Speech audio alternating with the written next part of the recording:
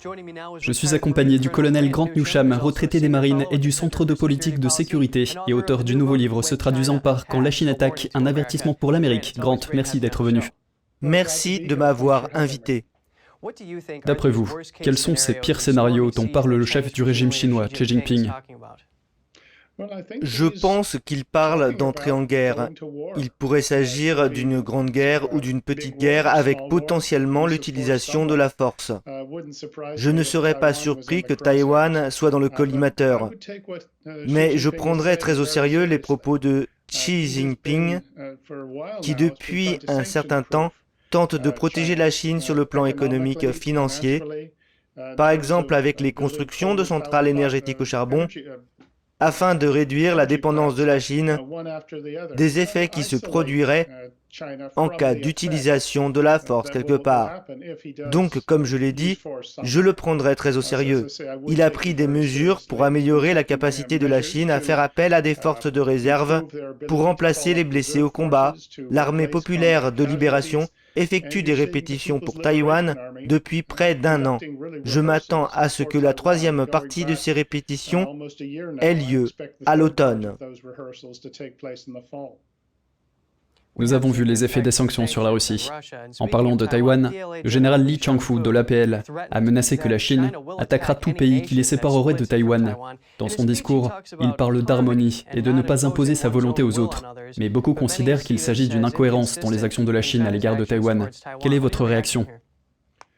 C'est incohérent de notre point de vue. Notez bien sûr que personne n'a jamais parlé d'attaquer la Chine.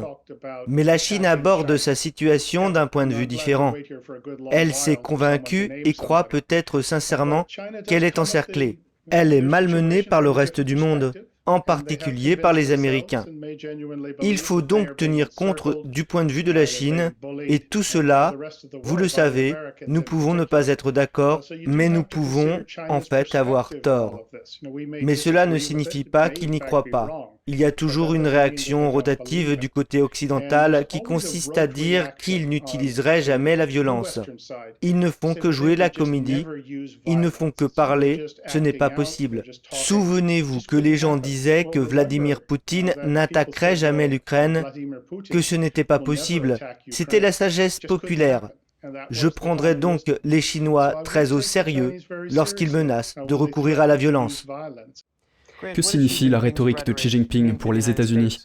Cela signifie que nous ferions mieux de prendre la chose au sérieux et nous ferions mieux de mettre nos forces armées en ordre d'être prêts à réagir. Et je ne suis pas sûr que nous ayons vraiment réfléchi à la question comme il le faudrait. Je pense que l'armée l'a probablement fait, mais je ne suis pas sûr que la Maison-Blanche l'ait fait. Ce n'est pas inhabituel, nous devons mettre de l'ordre dans nos finances et nous devons faire quelque chose pour remédier au chaos qui règne dans notre monde politique. Il serait également très utile de cesser de financer la République populaire de Chine et nous devons mettre un terme à ces investissements incontrôlés que les entreprises américaines de Wall Street déversent en Chine. Ces investissements soutiennent effectivement la machine de guerre de Xi Jinping. Il faut s'attaquer à cela et si vous ne le faites pas, vous réduisez considérablement vos chances de réussite. Grant Newsham, colonel des marines à la retraite, c'est toujours un plaisir d'avoir votre analyse. Merci beaucoup.